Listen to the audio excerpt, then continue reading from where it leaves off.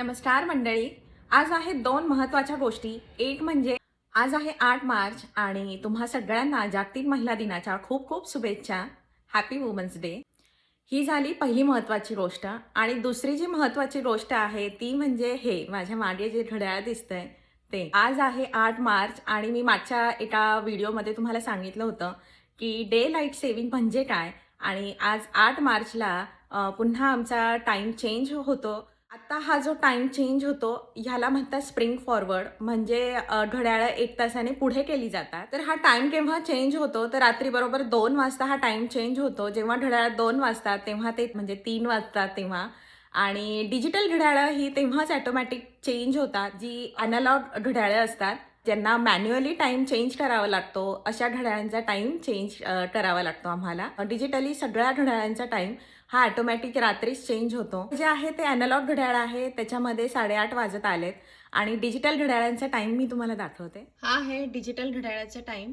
आता 9:30 वाजत आलेत आणि माझ्या इलेक्ट्रिक स्टोव्हमध्ये सुद्धा क्लॉक आहे अराउंड 8:30 होत आलेत. तर आता मला हा टाईम चेंज करायचा आहे. तर मोबाईलमध्ये 9:30 होत आलेत आणि आता मी ह्याचा टाईम चेंज करते.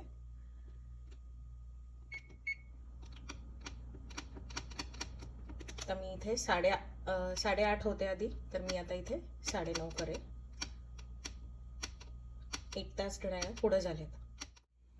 तर ह्या मोबाईलचा टाईम 9:30 आणि हे.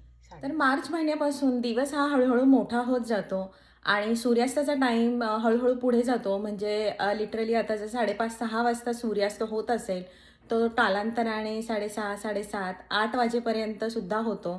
आणि 8 वाजेपर्यंत जर सूर्यास्त होत असेल तर लिटरली लख्ख प्रकाश असतो रात्रीचा.